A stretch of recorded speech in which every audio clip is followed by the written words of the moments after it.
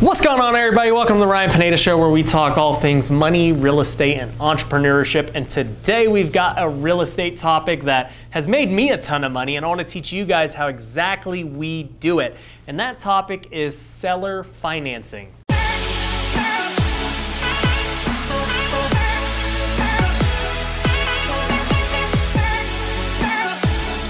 Now, for this video, we are going to talk purely seller financing, where the seller owns a property free and clear. They have no existing debt. If we were going to buy the property with a mortgage in place, that would be called a subject to real estate deal. And we're not going to talk about that in this video. I will make another video on that topic, but only if you hit the like button. You gotta hit the like button and I'll make it. Now, let's talk about seller finance and what exactly it is. Typically, when you buy a home, you either pay cash yourself or you go get a mortgage and buy it that way. But there is a third way that most people, other than real estate investors who've been doing it for a while, know about. And we can actually ask the seller to be the bank for us. That's what seller financing is. So here's how I teach my sales guys to get seller financing. Their first job is to figure out what exactly the seller owes. If they say they owe a certain amount on a mortgage, then we know that, hey, they're not gonna be a true seller financing. They could be a subject to, or they're gonna be a cash sale. But if they say, oh, I don't owe anything, I own it free and clear, the next follow-up question is, hey, if we are to buy your property, what are you gonna do with that money from it? And then that will kind of tell us if seller financing is an option. If they say, oh, well, I've got to go pay off these debts, I got to go use it as a down payment for something else, or blah, blah, blah, they already have a use for the money, then they probably don't want to seller finance. But if they say, oh, I don't know, I'm just selling it because I was just going to put it in the bank and let it chill. Well, from there, now you can go and talk about a seller finance. They're going to get a better return than the bank because the bank makes them 0.0001%. But if they become the bank for you, basically, they are the mortgage company for you buying their home, they can make an agreed upon interest rate on whatever you two agree on. And it's typically going to be better than the bank. So before you go to negotiate a seller finance, there is one thing you need to do, and that is have the right contract. You can get the same exact contract that I use by just going to futureflipper.com. You can download my contract completely for free. Just sign up on the website and we will email it over to you. Now that you've got the contract, let's talk about what you actually have to negotiate for a seller financing. There are 5 things you need to negotiate in a seller finance. So let's go over each of those. Price, very self-explanatory. How much are you gonna buy the home for? The down payment, very similar. How much are you going to give the seller as a down payment? Remember, they're acting as the bank now. So the bank usually wants a down payment. So now instead of giving it to a bank, you are now giving the seller a down payment. Third thing is interest rate. With any mortgage, you're gonna have an interest rate. How much are you willing to pay the seller to borrow the money? The fourth thing is the term. How long is the seller going to hold this mortgage for? And the fifth thing is amortization. That would be, how long is the loan amortized for? Is it gonna be a 30-year loan? Is it gonna be a 15-year loan? That's gonna determine what your monthly payment amount is. And you could also just do interest only, where you don't have any amortizations, just pure interest. Now let's talk about this from you as the buyer's perspective. You have all 5 of these terms that you can negotiate. So obviously we want as low of a price as we can get. Super simple, right? We'd also want as low of a down payment as we can get. We always want to conserve our cash. We don't want to give any extra cash that we don't have to. If I can get no money down, that's what I'm going to do. I have bought seller finances with no down payment. For interest rate, we want to get as low of an interest rate as possible. If we're able to get 0% interest, that is the goal. Essentially, that is principal only payments. And that means that if I have a $1,000 a month payment, it goes strictly towards principal every single month. That's the best type of interest you can get. And it really starts to push that balance down and help you start to gain equity quick if you're principal only. With term, we want the seller to hold for as long as possible. If we can get them to go 30 years, that's the goal. You may not need it for 30 years. You might sell it before then or refinance, but the longer you have, the more options it gives you as the investor. With amortization, it's really dependent on you. Personally, I'd prefer a 30-year. That would make my monthly payment lower. It'd give me the ability to cash flow better. And if you get principal-only payments or interest-only payments, then amortization doesn't even matter. Amortization is kind of hard to describe because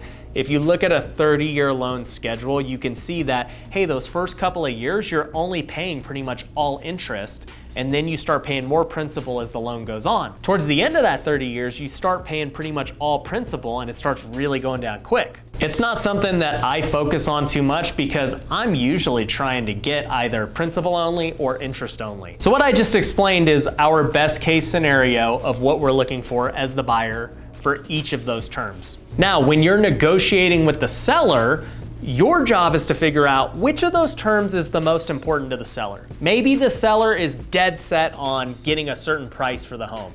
Well, you have 4 other terms that you can negotiate in your favor. Maybe you say to them, hey, I'll give you the $200,000, but I need no down payment, I need 0% interest, and I need you to do the deal for 20 years. And then it becomes a negotiation. Maybe the seller says, well, no, I need a certain interest or I need a certain down payment. And you just keep going back and forth until you find a deal that fits both parties' needs. That's the beauty with seller finance. In normal deals, you pretty much only have price to play with. That's what you guys are negotiating. Yes, you can negotiate other terms like how quickly you're gonna close, buying it as is, those type of things, but the deal is largely dependent on price. With seller financing, you have so many different options. Maybe you find that the seller is willing to take a low price, but for them to finance, they want a higher interest, they want a higher down payment, whatever the case may be. All you have to do is just figure out what is most important to the seller and then try and get better terms to make it a deal. And this is actually how we convert a lot of dead deals into deals. And here's why. If a seller wants $200,000 and the property is worth $200,000, well, we can't buy it to flip it. There's no point for us to buy a property and pay market value. It just doesn't make sense. And other flippers and other wholesalers all feel the same way. But if I can go to that seller and say, hey, I can actually give you $200,000 for this home, here's how. And I explain to them what seller financing is, and then I go and get the property for little money down, maybe it's 5,000 bucks. And then I get principal only payments. Then I get it for a long term. Then it's totally worth it to me. If I can get principal only payments, let's say at 1,000 bucks a month, and then it cash flows for 1,500 a month, I know that I'll make good cash flow and I'll also be paying it down 1,000 bucks a month. Over a year, I've paid down the balance $12,000. Over 5 years, I've now paid it down $60,000. So in 5 years, I've got cash flow and significant equity while paying market value. But most investors don't understand this concept and they leave these market value deals out there hanging and they think they're dead, when in reality, we capitalize on them. In fact, earlier this year, we had a deal where the seller had 3 homes. Combined, the homes were worth about $800,000 to $825,000. And the seller wanted $900,000. Pretty much everyone told them they were crazy, including realtors, because a realtor doesn't want to list all those homes when they're way overpriced and they can't sell them. But I went to him and I said, hey, look, I'll give you $900,000. Here's how it's gonna look. I got all 3 properties locked up for $15,000 down, so basically $5,000 a property, principal only payments, a 15-year loan, and then amortization doesn't matter because we got principal only payments. And the way that I did the calculation was I said, I'm into this deal for $15,000. My payments for all 3 properties are about $3,600 bucks, and I'm renting them for $4,500. Yes, I am paying $900,000 right now, but after 15 years of making these payments, I was gonna only owe around $300,000. And in 15 years, what are these properties worth? With just inflation and everything going on, they could easily be worth $1.2, $1.3 million for all of them. Now I have $1 million in equity and I only invested $15,000 down. And these were newer homes that didn't need any work. And this is me overpaying for a deal by $80,000. But because of seller financing, it ends up being a really good deal for me. And it was such a good deal, in fact, that I was able to wholesale it for $90,000. I sold it to an end buyer who saw what I saw in terms of principal only payments, good houses, good neighborhood, good cash flow, and they wanted them. And we made $90,000 on that one deal, a deal that everyone else thought was junk. So seller financing is definitely a very good strategy. Now, if you and the seller can agree to all 5 of those different terms,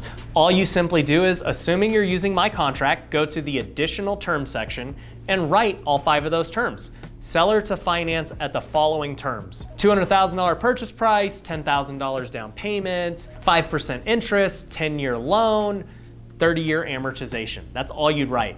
Then you'll open up escrow at the title company, and the title company can write up a note and deed of trust. This would be between you and the seller. They will take care of all the legal paperwork, and I'm sure they can also recommend a loan servicing company so that you are now making your payments to the loan servicing company. They're keeping track of everything, and then they're gonna take your payment and give it to the seller. That way you're not having to pay the seller and to wonder if they got it or not. The loan servicing company is definitely the way to go. I would just let the title company handle all of the legal side of it. And that's how we do seller financing, guys. So if you guys got value out of this video, do me a big favor and hit the like button.